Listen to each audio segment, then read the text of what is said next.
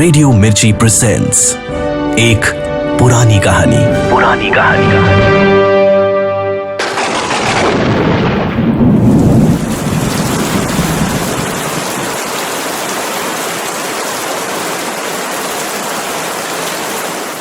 अब सुनिए एक पुरानी कहानी में उर्दू साहित्य के जाने माने अफसाना निगार सादत हसन मंटो का अफसाना बारिश, जिसे प्रोड्यूस किया है अंकित शर्मा ने और आवाज है आरजे साइमा की।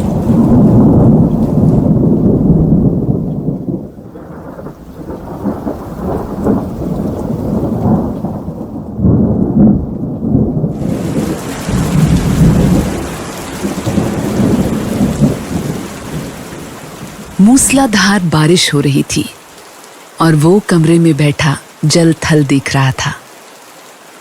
बाहर बहुत बड़ा लॉन था जिसमें 2 दरख्त थे। उनके सब्ज पत्ते बारिश में नहा रहे थे।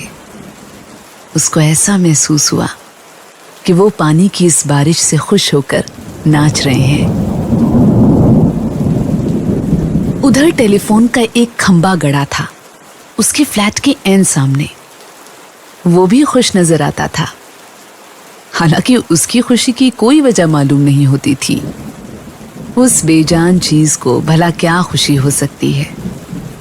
लेकिन तनवीर ने, जो बहुत गमगीन था, यही महसूस किया कि उसके आसपास जो भी चीज है खुशी में नाच गा रही है। सावन गुजर चुका था मगर बारिश नहीं हुई थी। लोगों ने मस्जिदों में इकट्ठे होकर दुआएं मांगी मगर कोई नतीजा नहीं निकला।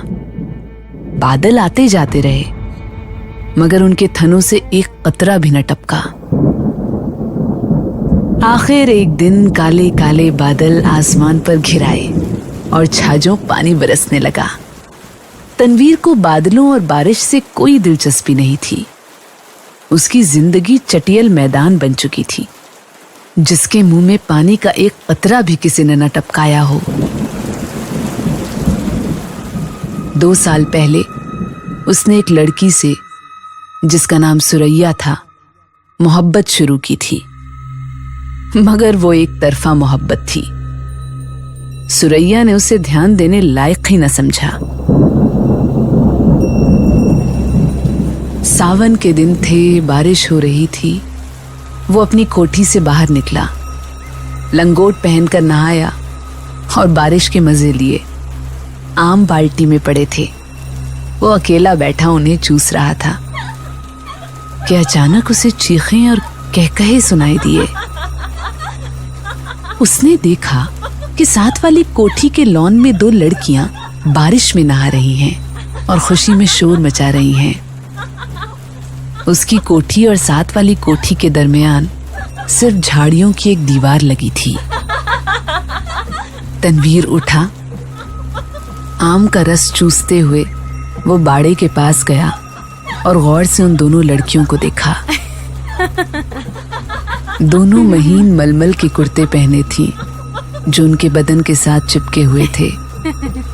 शलवारें चूंकि लट्ठे की थी इसलिए तनवीर को उनके बदन के निचले हिस्से के सही आकार प्रकार का पता न चल सका।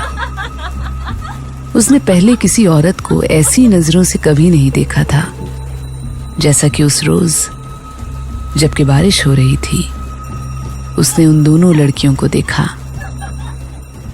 देर तक वो उनको देखता रहा जो बारिश में भीग भीग कर खुशी की आवाजें बुलंद कर रही थीं। तनवीर ने उनको पहले कभी नहीं देखा था, इसलिए कि वो मिजाज से कुछ इस किस्म का लड़का था कि वो किसी लड़की को बुरी नजरों से देखना गुनाह समझता था।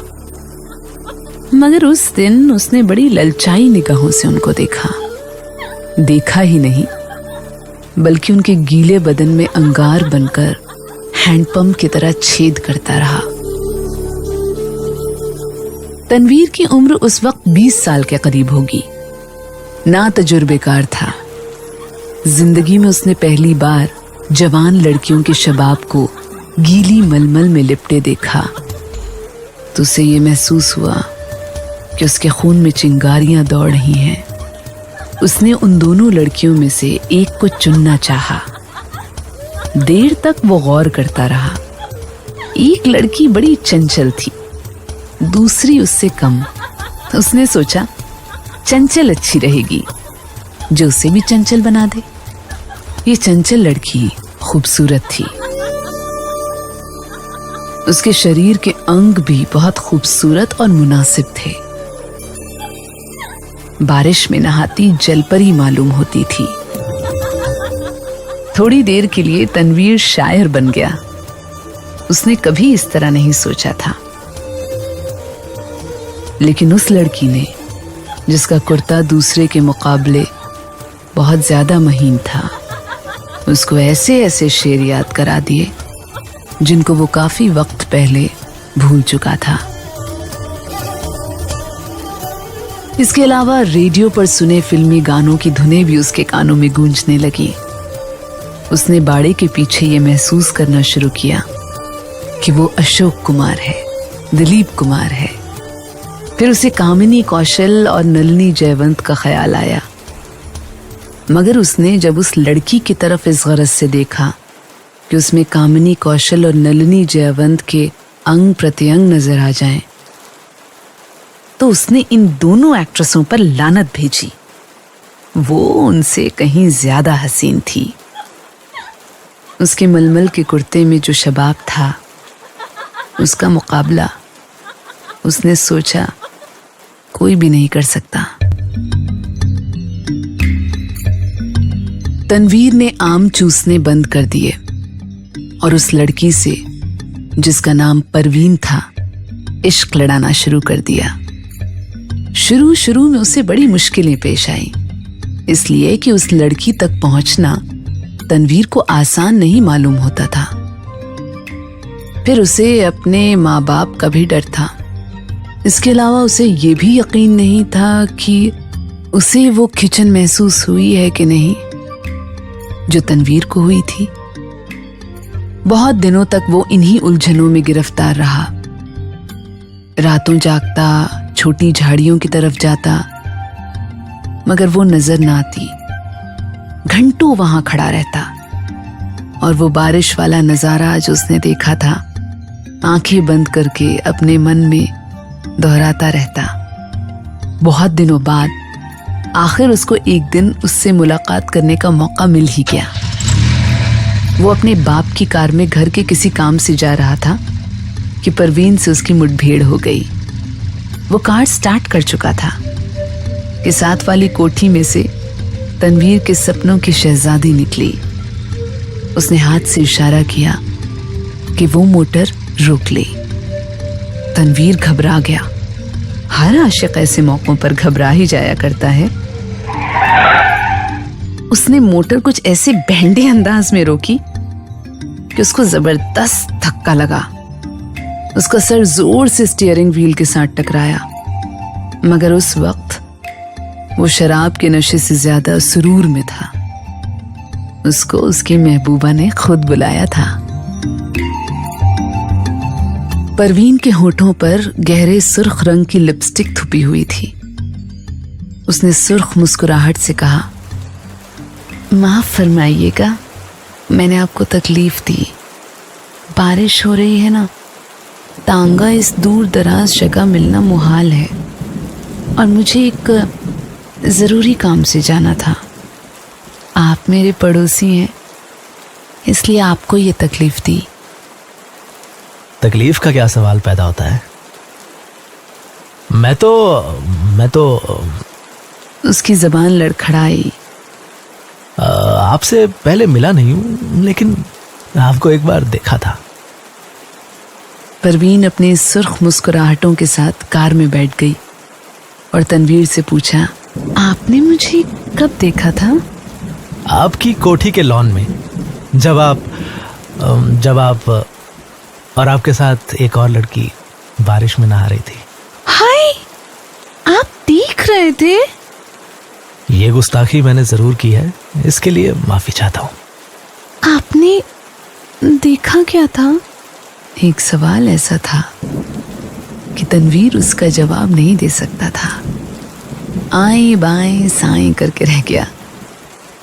जी कुछ नहीं, बस आपको, मेरा मतलब है, दो लड़कियां जो बारिश में नहा रही थी और खुश हो रही थी, मैं उस वक्त आम चूस रहा था। आप आम चूसते क्यों हैं? काट कर क्यों नहीं खाते? तनवीर ने मोटर स्टार्ट की। उसकी समझ में ना आया कि इस सवाल का जवाब क्या दे। चुनांचे वो गोल कर गया। आपको मैं कहाँ ड्रॉप कर दूं? आप मुझे कहीं भी ड्रॉप कर दें, वही मेरी मंजिल होगी। तनवीर ने यूं महसूस किया कि उसे अपनी मंजिल मिल गई है।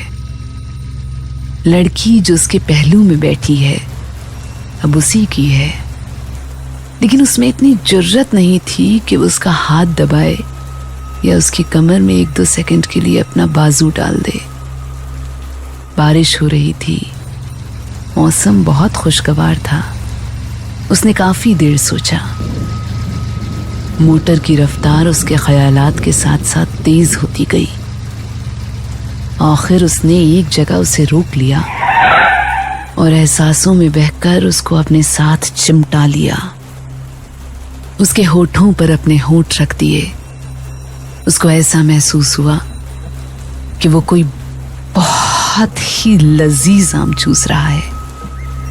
परवीन ने भी उसे नहीं रोका, लेकिन फौरन तनवीर को यह एहसास बड़ी तेजी से हुआ कि उसने बड़ी अश्लील हरकत की है और शायद परवीन को उसकी हरकत पसंद नहीं आई। चुनांचे एकदम संजीदा होकर उसने कहा, आपको कहाँ जाना है? परवीन के चेहरे पर यूं तो नाराजगी के आसार नहीं थे, लेकिन तनवीर यूं महसूस कर रहा था जैसे वो उसके खून की प्यासी है। परवीन ने उसे बता दिया कि उसे कहाँ जाना है। जब वो उस जगह पहुंचा तो मालूम हुआ कि वो रंडियों का चकला है। अरे आना। जब उसने परवीन को मोटर से उतारा तो उसके होठों पर गहरे लाल रंग की मुस्कुराहट बिखर रही थी। उसने कूल्हे मटकाकर ठीक वैश्याओं के अंदाज में कहा, शाम को मैं यहां होती हूं, आप कभी जरूर तशरीफ लाइए।